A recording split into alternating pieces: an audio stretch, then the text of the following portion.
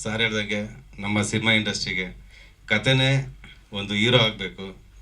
So ಇವತ್ತು ಅವ್ರ ಕತೆ ನಾನು ಆ್ಯಕ್ಚುಲಿ ಅವ್ರದ್ದು ಸಿನಿಮಾ ಆಲ್ರೆಡಿ ನೋಡಿದ್ದೀನಿ ನಾನು. ತುಂಬ ಅದ್ಭುತವಾಗಿ ಬಂದಿದೆ. ಇದೇ ರೀತಿ ಮುಂದಿನ ದಿನಗಳಲ್ಲಿ ಕೂಡ ಅವ್ರಿಗೆ ಮತ್ತು ಅವ್ರ ಪರಿಶ್ರಮಕ್ಕೆ ದೇವರ ಬೆಂಬಲ, ದೇವರ ಆಶೀಸ್ಸಿರಲಿ ಅಂತ ಓಂ ಗುರುಭ್ಯೋ ನಮಃ. ಜೈ ಭುವನೇಶ್ವರಿ.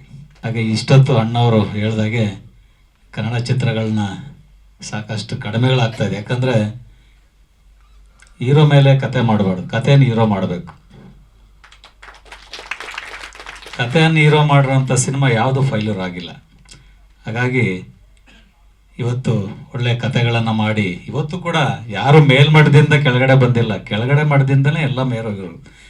ಪ್ರತಿಯೊಬ್ಬ ಹೀರೋಗಳು ಕೂಡ ನಾವೆಲ್ಲ ನೋಡಿದ್ದೀವಿ. ಯಾರು ಕೂಡ ದೊಡ್ಡ ದೊಡ್ಡ ಮಟ್ಟದಲ್ಲಿ ಬಂದವರು ಯಾರೂ ಇಲ್ಲ. ಎಲ್ಲ ಸಣ್ಣ ಸಣ್ಣದಾಗಿ ಬೆಳ್ಕೊಂಡು ಇವತ್ತು ದೊಡ್ಡ ಮಟ್ಟಕ್ಕೆ ಹೋಗಿ ಇವತ್ತು ಇಂದು ಕೂಡ ತಿರುಗಿ ನೋಡ್ತಾ ಇಲ್ಲ. ಆ ಥರ ಆಗಬಾರ್ದು. ಪ್ರತಿಯೊಬ್ಬರು ಹೀರೋ ಕೂಡ ಕಡೆವರೆಗೂ ಹೀರೋ ಆಗಿ ಹುಡ್ಕೋಬೇಕು ಜನಗಳ ಮನಸ್ಸಲ್ಲಿ. ಯಾವತ್ತು ಕೂಡ ನಾವು ದೊಡ್ಡವರಾದ್ವಿ, ದೊಡ್ಡ ಸಿನಿಮಾ ಬಂತು, ನಾವು ಮುಂದೆ ಹಿಂದೆ ಇದ್ದವ್ರನ್ನ ನಾವು ಮರಿಬೇಡ್ದು. ಯಾವತ್ತೂ ಕೂಡ ನಾವು ಏನು ಇಲ್ದಾಗ ನಮ್ಮ ಜೊತೆಲಿ ಇರ್ತಾರಲ್ಲ ಅವ್ರನ್ನ ನಾವು ಫಸ್ಟು ಮರಿಬೇಡ್ದು. ನಮಗೊಂದು ಅಧಿಕಾರ ಬರಲಿ, ನೀನು ದೊಡ್ಡ ಹೀರೋ ಆದಾಗ ಸಾಕಷ್ಟು ಅಭಿಮಾನಿಗಳು ಸಿಗ್ತಾರೆ.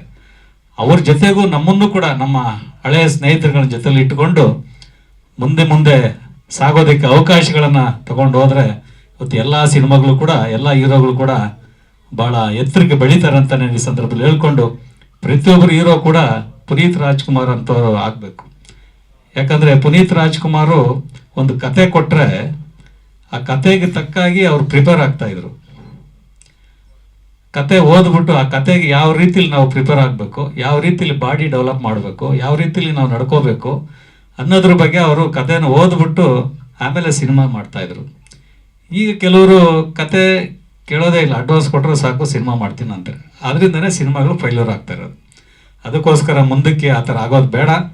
ಪ್ರತಿಯೊಬ್ಬರು ಪುನೀತ್ ರಾಜ್ಕುಮಾರ್ ಥರ ಬೆಳೀಲಿ.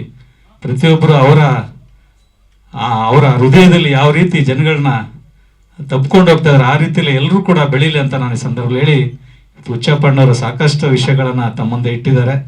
ಮೀಡಿಯಾವರು ಕೂಡ ಬಂಧುಗಳು ಇವತ್ತು ಎಲ್ಲ ನಿಮ್ಮ ಕೈಲೇ ಇರೋದು. ನಮ್ಮನ್ನು ಬೆಳೆಸೋದು ನೀವೇ, ಕೆಳಗಡೆ ಹಾಕೋದು ನೀವೇ. ಯಾಕಂದರೆ ಎಲ್ಲ ನಿಮ್ಮ ಕೈಲೇ ಇರುತ್ತೆ. ಹಾಗಾಗಿ ನೀವು ಕೂಡ ಈ ಥರ ಒಂದು ಹೊನ್ನಪ್ಪ ಅಂಥವ್ರನ್ನ ನಾನು ಮುನಿಯಾ ಪ್ರೊಡ್ಯೂಸರ್ ಆಗಿ ಹೇಳ್ತಾ ಇದ್ದೀನಿ. ನನ್ನ ಸಿನಿಮಾದಲ್ಲಿ ಅಸಿಸ್ಟೆಂಟ್ ಡೈರೆಕ್ಟರ್ ಆಗಿ ಹೊನ್ನಪ್ಪ ಕೆಲಸ ಮಾಡ್ತಾಯಿದ್ರು, ವಿದ್ಯಾರ್ಥಿ ಮಾಡಿದ್ವಿ. ಈ ಥರ ನಮ್ಮ ಕೈಲಾದಷ್ಟು ಸಿನಿಮಾಗಳಿಗೆ ಎಲ್ಲರೂ ಕೂಡ ಇವತ್ತು ನಾವು ಸಿನಿಮಾ ಮಾಡಲಿಲ್ಲ ಅಂದರೂ ಕೂಡ ಇವತ್ತು ನಮ್ಮ ಸಿನಿಮಾದಲ್ಲಿ ಮಾಡಿದಂಥ ಎಲ್ಲ ಆರ್ಟಿಸ್ಟ್ ಕೂಡ ಇವತ್ತು ಕೂಡ ನಮ್ಮ ಜೊತೆಲಿದ್ದೀವಿ. ಹಾಗಾಗಿ ಮುಂದಿನ ದಿನಗಳಲ್ಲಿ ಇನ್ನೂ ಒಳ್ಳೊಳ್ಳೆ ಸಿನಿಮಾಗಳು ಮಾಡಲಿ ಅಂತ ಸಂದರ್ಭದಲ್ಲಿ ಹೇಳಿ ನನ್ನ ಮಾತುಗಳನ್ನು ಮುಗಿಸ್ತಾ ಇದ್ದೀನಿ. ಜೈ ಹಿಂದ್. ಜಿ ಕನ್ನಡ ನ್ಯೂಸ್ ಈಗ ನಿಮ್ಮ ಮನೆಯಲ್ಲೇ ನೋಡಿ. ಎಲ್ಲ ಕೇಬಲ್ಗಳಲ್ಲಿ ಈಗ ಲಭ್ಯ.